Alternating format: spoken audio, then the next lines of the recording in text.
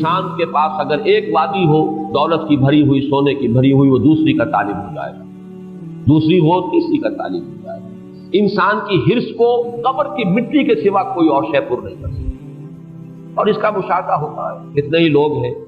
سرمایہ دار جن کے پاس اتنی کچھ دولت ہے کہ بالیقین یہ کہا جا سکتا ہے کہ ان کی آئندہ کئی نسلوں کے لیے کفایت کرنے والی، لیکن یہ کہ پھر بھی چاہے وہ عین قبروں میں اپنی ٹانگیں لٹکائے بیٹھے ہوں، لیکن یہ کہ وہ محتاج کی جو طلب ہے وہ ختم نہیں۔ یہی وہ سورہ حدید کے اندر بھی جو مضمون آیا ہے، اعلموا انما الحیات الدنیا لعب ولہو وزینۃ وتفاخر بینکم وتکاثر فی الاموال والاولاد۔ یہ تکاثر فی الاموال والاولاد یہ ختم نہیں ہوتی، یہ تو بالکل موت کے دہانے تک بھی انسان پہنچا ہوا اور قبر کے کنارے بیٹھا ہوا ہو، بلکہ اپنی ٹانگیں لٹکائی ہوئی ہو قبر میں، تب بھی یہ محتاج کی طلب ختم نہیں۔ الہاکم التکاثر، تمہیں غافل کیے رکھا، یا غافل کیے رکھتی ہے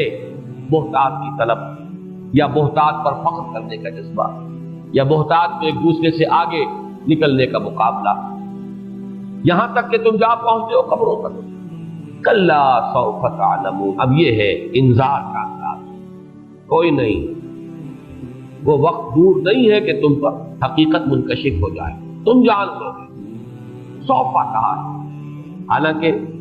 سین کے ساتھ بھی یہ بات آ سکتی تھی، لیکن ایک تو وہ آہنگ والی بات ہے، اس لیے کہ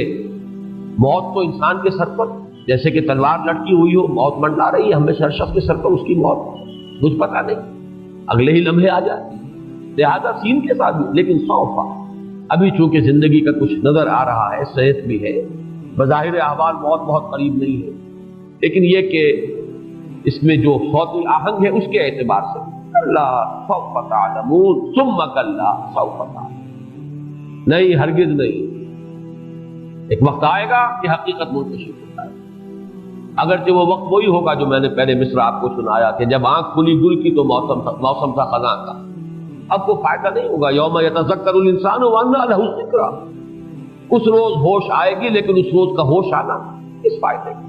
کیا حاصل؟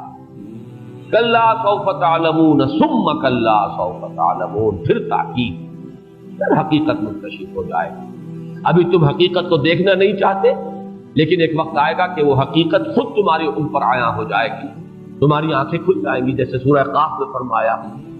کہ تمہاری بصرک الیوم حدید، اب تو تمہاری آنکھیں بڑی تیز ہیں، ہر شے، ہر حقیقت جو ہے تمہاری آنکھوں پر منکشف ہو گئی۔